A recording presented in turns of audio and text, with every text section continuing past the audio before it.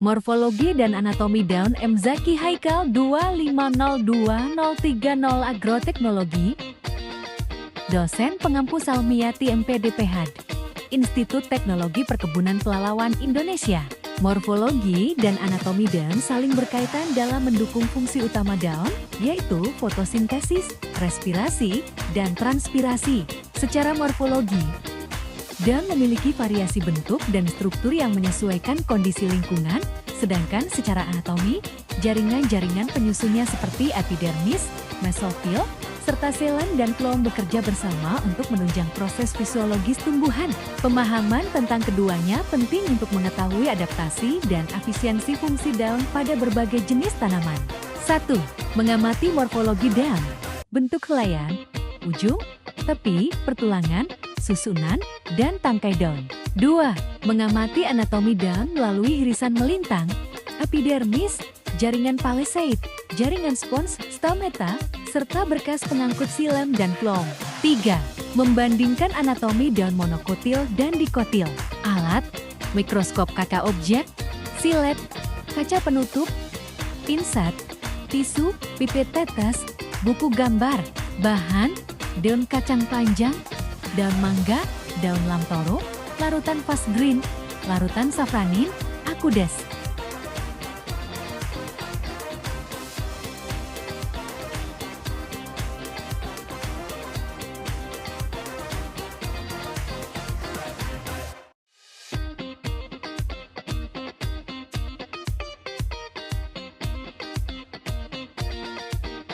Daun mangga memiliki bentuk lancet dengan struktur morfologi dan anatomi yang mendukung fungsinya sebagai organ fotosintesis utama. Lapisan kutikula tebal melindungi dari penguapan berlebih, sementara jaringan palisade dan spons berperan penting dalam proses fotosintesis dan pertukaran gas. Daun mangga merupakan contoh adaptasi daun terhadap lingkungan tropis yang mendukung efisiensi fisiologis tanaman. Daun jagung memiliki bentuk pita memanjang dengan susunan tulang sejajar khas tumbuhan monokotil.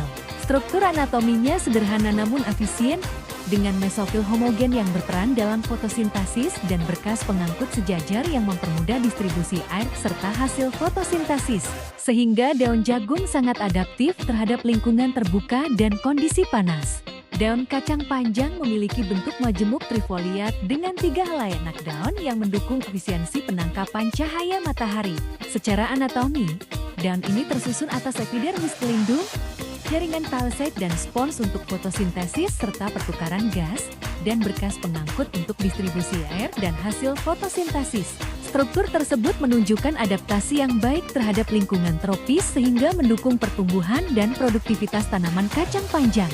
Daun lamtoro memiliki epidermis atas dan bawah yang melindungi jaringan dalam, dengan stomata di epidermis bawah untuk pertukaran gas dan pengaturan transpirasi. Mesofil palisade kaya kloroplas untuk fotosintesis, sedangkan mesofil spons berongga memudahkan difusi gas. Berkas pengangkut xilem dan phloem mengalirkan air, mineral, dan hasil fotosintesis.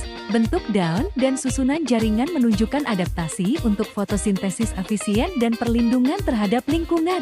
Morfologi dan anatomi daun memiliki peran penting dalam mendukung fungsi utama daun sebagai organ fotosintesis. Struktur luar daun beradaptasi untuk menangkap cahaya matahari secara optimal, sedangkan struktur dalamnya tersusun atas jaringan yang bekerja sama dalam proses fotosintesis, pertukaran gas, dan transportasi zat. Hubungan antara bentuk dan susunan jaringan daun mencerminkan kemampuan tumbuhan beradaptasi terhadap lingkungannya. Kajian tentang morfologi dan anatomi daun memberikan pemahaman penting mengenai hubungan antara struktur dan fungsi daun sebagai organ vital dalam kehidupan tumbuhan. Melalui pengamatan morfologi, kita dapat mengenali bentuk dan adaptasi daun terhadap lingkungan.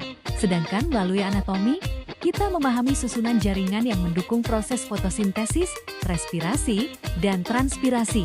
Dengan demikian, pengetahuan ini menjadi dasar untuk memahami fisiologi tumbuhan serta perannya dalam menjaga keseimbangan ekosistem dan produktivitas tanaman.